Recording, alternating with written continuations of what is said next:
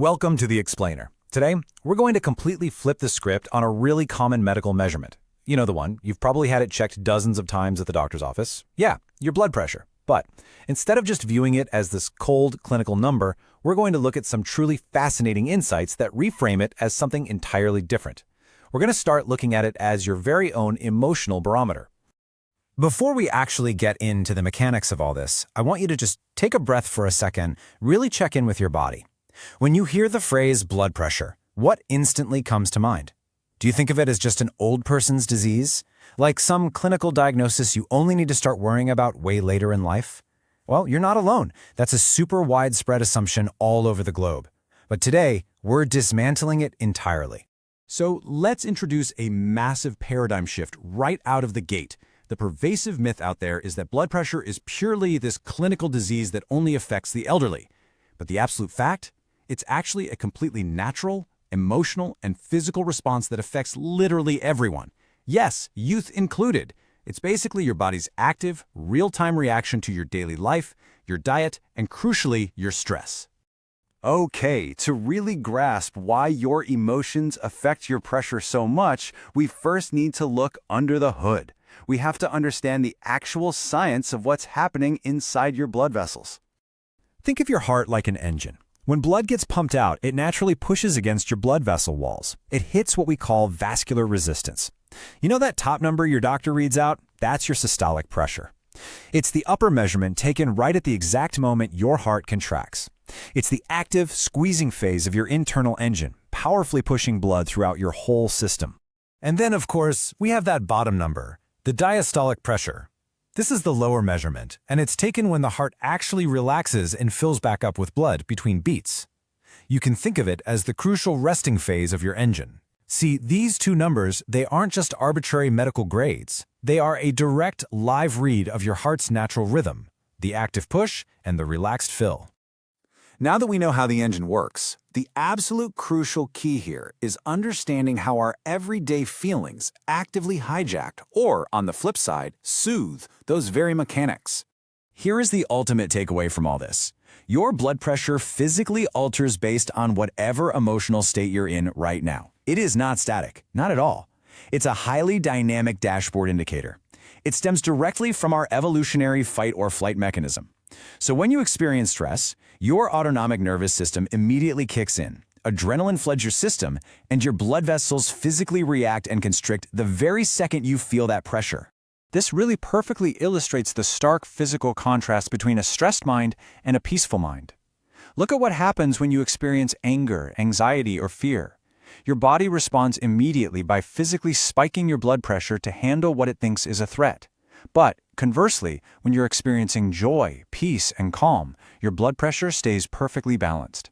Your emotional state and your physical engine are just intimately, inextricably linked. But guys, here's where the real danger lies. Long-term stress equals continuous high blood pressure, which is medically known as hypertension. If you get stuck in a negative emotional loop, like if you're constantly angry or just perpetually anxious, that temporary natural spike actually becomes your new dangerous baseline. You're basically forcing a fleeting survival response to become a chronic, damaging condition. So what's the fallout? Let's take a look at exactly what happens when we completely ignore our emotional barometer for too long. If that continuous high pressure goes unchecked, the physical toll on your body is honestly incredibly severe. The clinical risks of hypertension include major things like heart disease, strokes, and kidney disease. Your blood vessels are essentially under this continuous physical assault from the inside out. Over time, that relentless pressure severely damages your body's most vital organs. Now, on the flip side of that spectrum, we have hypotension, which is low blood pressure. Dropping too low also throws our internal engine completely out of whack. The risks here include things like severe dizziness, persistent fatigue, and even fainting. It basically means your vital organs, and especially your brain, just aren't getting that energetic push of blood and oxygen they desperately need to actually function. All of this brings us to a pretty profound realization. Emotional instability causes constant physical wear and tear. It really is that direct. The medical consequences we literally just looked at map directly back to the emotional imbalances we experience every single day. Wild emotional swings mean your internal engine is just constantly revving and stalling, which steadily breaks down your biology. But hey, it's not all doom and gloom. The great news here is that because this is a completely natural bodily response to your environment, you hold the ultimate power to regulate it. You can take back control. We can actually break this down into a really accessible 3-part strategy to help you take charge of your body. Step 1. Master your emotional control. Step 2. Adjust your daily lifestyle. And Step 3. Maintain regular checkups with your doctor. Let's dig into how you can put these into practice today to build a much healthier baseline. First up, emotional control tools. Since we know for a fact that anger and anxiety spike our pressure, we absolutely need active release valves. Practices like meditation, yoga, or even just deliberate breathing techniques are incredible for this. But, it's also about fostering positive thinking, diving into your favorite hobbies, or simply just chilling out and listening to some calming music. These aren't just woo-woo concepts, they're scientifically proven ways to instantly lower that internal pressure. Next up are your lifestyle adjustments. You simply cannot ignore the daily habits that build up your biological resilience.